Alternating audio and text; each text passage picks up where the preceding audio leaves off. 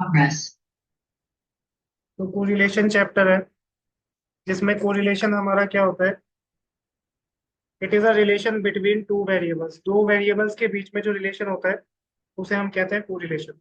Denote करते हैं हम इसे स्मॉल आर से। डिनोट करते हैं स्मॉल आर से। कोरिलेशन हमारा पॉजिटिव भी हो सकता है, जैसे कि प्राइस और सप्लाई के बीच में, क्वांटिटी सप्लाई के बीच में पॉजिटिव रिलेशन है। एक बढ़ेगा तो दूसरा भी बढ़ेगा, और एक घटेगा तो दूसरा भी घटेगा। लेकिन अगर हम प्राइस एंड डिमांड के बीच में देखें, तो प्राइस बढ़ता है तो डिमांड कम होती है, या प्राइस घटता है तो डिमांड बढ़ जाती है। तो ये हमारा क्या कहलाएगा, इनवर्स रिलेशन। तो ये हमारा कहलाएगा नेगेटिव कोरिलेशन। तो अगर सेम डायरेक्शन में मूव कर रहे हैं तो पॉजिटिव कोरिलेशन, और अगर अपोजिट डायरेक्शन में मूव कर रहे हैं तो नेगेटिव कोरिलेशन। तो कोरिलेशन कैन बी पॉजिटिव और नेगेटिव। अब देखो methods of calculating correlation. Correlation को कैलकुलेट करने के हमारे कौन कौन से मेथड है। पहला है हमारा स्कैटर डायग्राम, जिसमें से सबसे कम आता है। ठीक है। दूसरा आता है हमारा स्पीयरमैन रैंक कोरिलेशन, जो आज हम करेंगे। और थर्ड वन आता है हमारा Karl Pearson method of correlation. ये भी इंपॉर्टेंट है। तो एमसीक्यू के पॉइंट ऑफ व्यू से स्कैटर डायग्राम इंपॉर्टेंट है, और प्रैक्टिकल क्वेश्चंस के पॉइंट ऑफ व्यू से स्पीयरमैन रैंक कोरिलेशन और Karl Pearson method of correlation हमारा बहुत इंपॉर्टेंट है।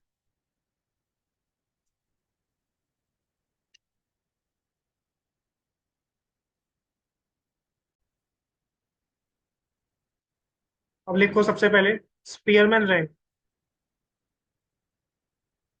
Method of coefficient of correlation. चाहे कोरिलेशन कैलकुलेट करने को कहे, चाहे कोफिशिएंट ऑफ कोरिलेशन कैलकुलेट करने को कहे, ध्यान रखना दोनों सेम है। आर निकालना है। इसमें हमारे दो मेथड बनते हैं। पहला, when rank does not repeat. When rank does not repeat. और दूसरा बनता है हमारा when rank repeats. When rank repeats. अब देखो, अभी देखेंगे हम रैंक रिपीट और नॉट रिपीट क्या होता है। सबसे पहले फॉर्मूला लिख लो। रैंक रिपीट नहीं होगी तो correlation will be equal to 1 - 6 sigma D square divided by n into N square minus 1। क्या फॉर्मूला होगा, 1 - 6 sigma D square divided by n into N square minus 1। Book में ना ये डिनोमिनेटर में n क्यूब माइनस n लिखा हुआ होगा, तो n क्यूब माइनस n आएगा जब इस ब्रैकेट को खोल दोगे। ठीक है। वेयर डी का मतलब होता है डिफरेंस इन रैंक। डी का मतलब होता है डिफरेंस इन रैंक, मतलब rank of X commodity minus rank of Y commodity. दो कमोडिटी होंगी, उसमें से rank of X minus rank of Y कर देंगे तो हमारा आ जाएगा डी। अब रैंकिंग कैसे करते हैं। रैंकिंग नॉर्मली हम हाईएस्ट टू लोएस्ट करते हैं। जो हमारी सबसे बड़ी वैल्यू दे रखी होगी ना उसको रैंक 1 देंगे, और जो सबसे छोटी वैल्यू दे रखी होगी उसे हम लास्ट की रैंक देंगे। ठीक है, अभी क्वेश्चन देखेंगे।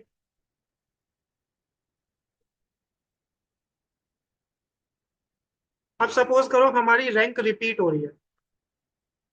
हमारी रैंक रिपीट हो रही है तो फॉर्मूला बनता है आर इज इक्वल टू 1 - 6, फिर ब्रैकेट में sigma D square plus sigma M cube minus M divided by 12 whole divided by N into N square minus 4। बड़ा फॉर्मूला है ये, ध्यान से लिखना। 1 - 6 फिर ब्रैकेट में sigma D square plus sigma M cube minus M divided by 12, फिर divided by N into N square minus 4। Where M होता है हमारा नंबर ऑफ टाइम्स और rank repeat. Number of times a rank repeat. कितनी बार हमारी rank repeat हो रही है उसे हम क्या कहते हैं, एम कहते हैं। क्या कहते हैं, एम कहते हैं। ठीक है।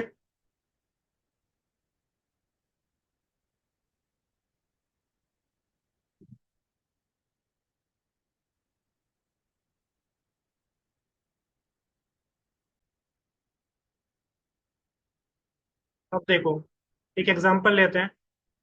सपोज करो हमें एक्स दे रखा है और वाई दे रखा है, और हमें कोरिलेशन निकालना है यूजिंग स्पीयरमैन रैंक। एक्स दे रखा है 11, 10, 13, 9, 7, 3, 15 और 16।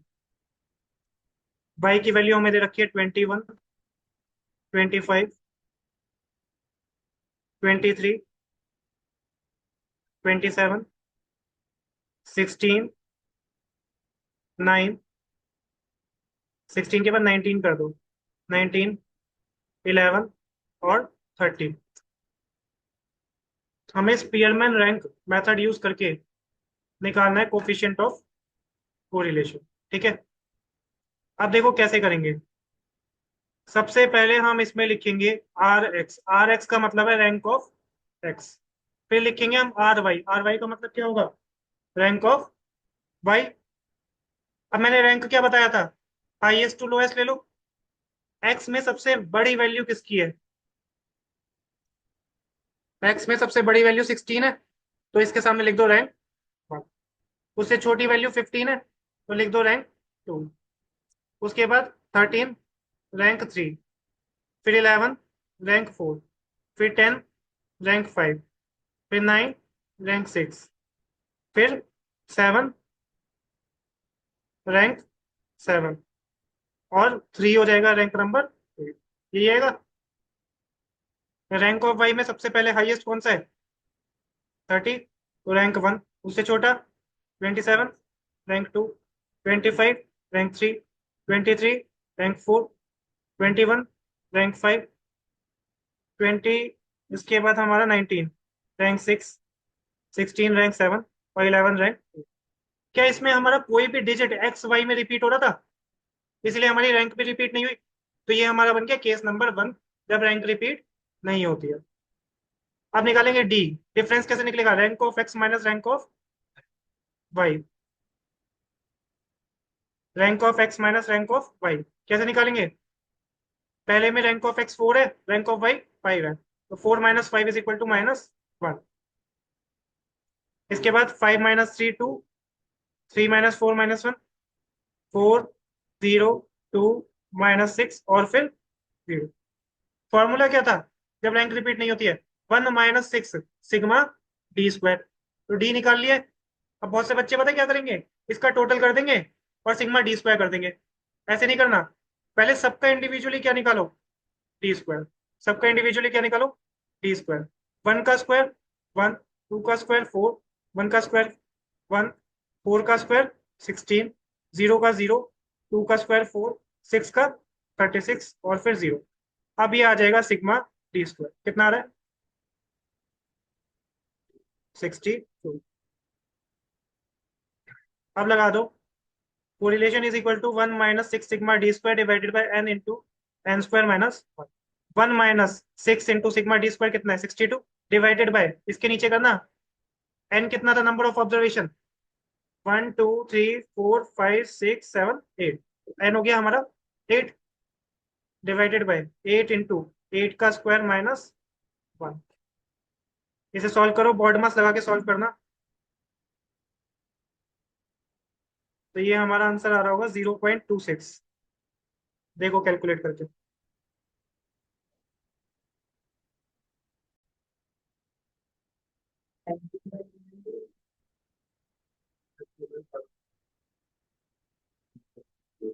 ये बॉड मास लगा के करना।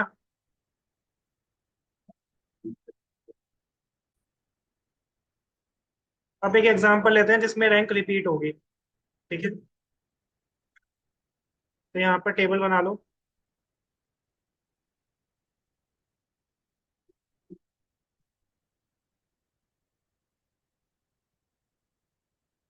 तो यहाँ पर लिखो एक्स, फिर वाई। सपोज करो हमें एक्स दे रखा है 10, 11, 12, 8, 10, 15 और 7। ये सपोज करो हमें एक्स की वैल्यू दे रखी है। इसके बाद वाई की वैल्यू दे रखी है 4, 5, 6 5 5 3 7, ये हमें y की वैल्यू दे रखी है। ठीक है, अब देखो यहाँ पे क्या करेंगे, रैंक ऑफ एक्स, और यहाँ पे करेंगे रैंक ऑफ वाई।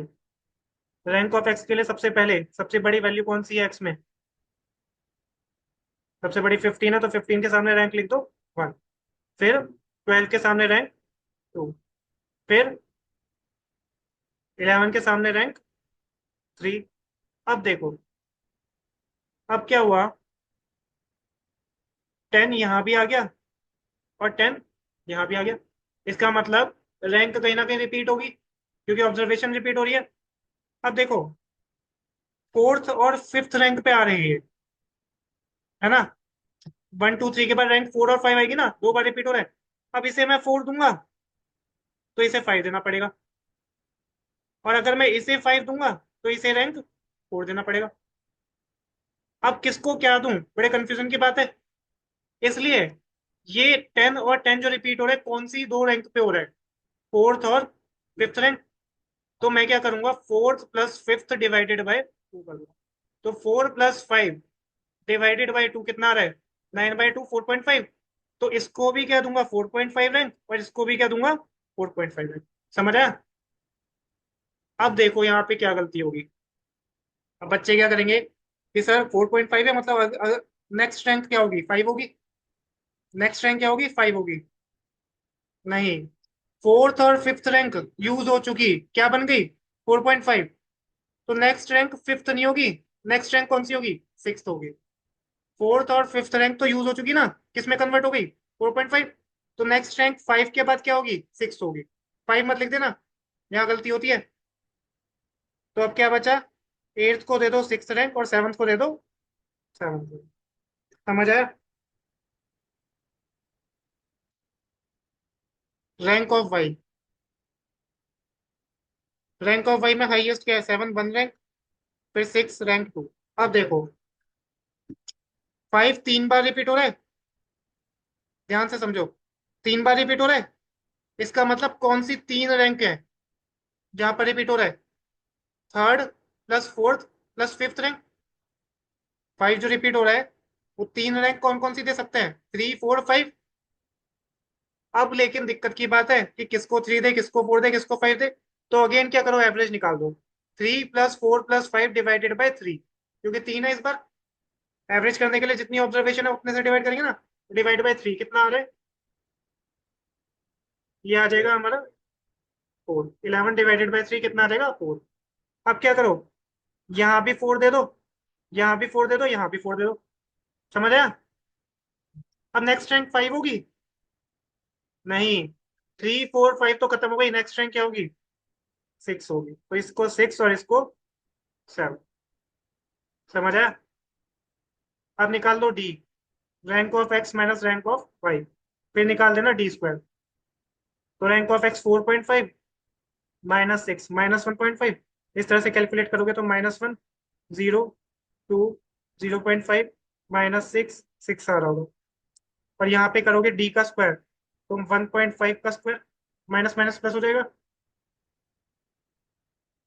2.25, 1 0, फिर 4 0.25, 36 ये आ रहा होगा। अब क्या करो, सिग्मा डी स्क्वायर का टोटल कर दो, ये आ रहा होगा 79.50।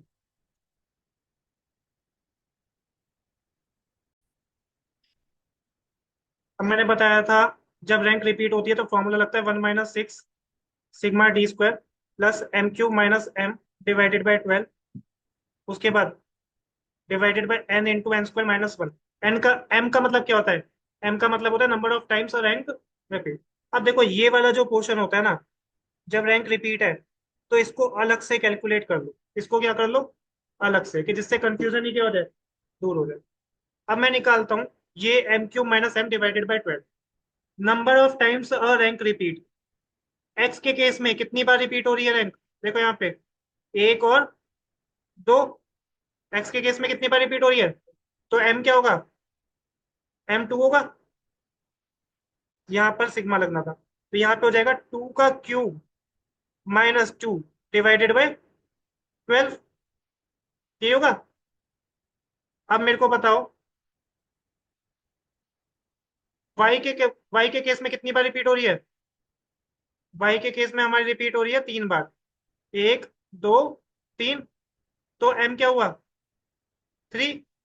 अब यहाँ पे सिग्मा लगा हुआ है बाहर फॉर्मूले में, तो इसी में क्या कर दो, इसी में कर दो प्लस। इस बार एम हो गया 3, तो 3 का क्यूब -3 डिवाइडेड बाय 12। 12 ये नीचे एक साथ आ गया, डिवाइडेड बाय 12। समझ आया? 1/2। 2 2 4 2 8। इसको ऐसे कर लो ना, 8 - 2 6/12 प्लस 3 3 3 3 9 3 27। तो 24/12। तो ये कितना हो जाएगा? 30/12।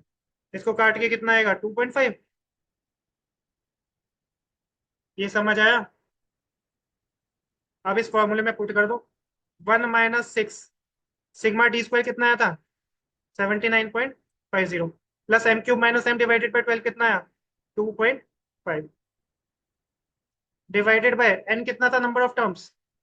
1 2 3 4 5 6 7। तो n क्या होगा नंबर ऑफ टर्म्स? 7।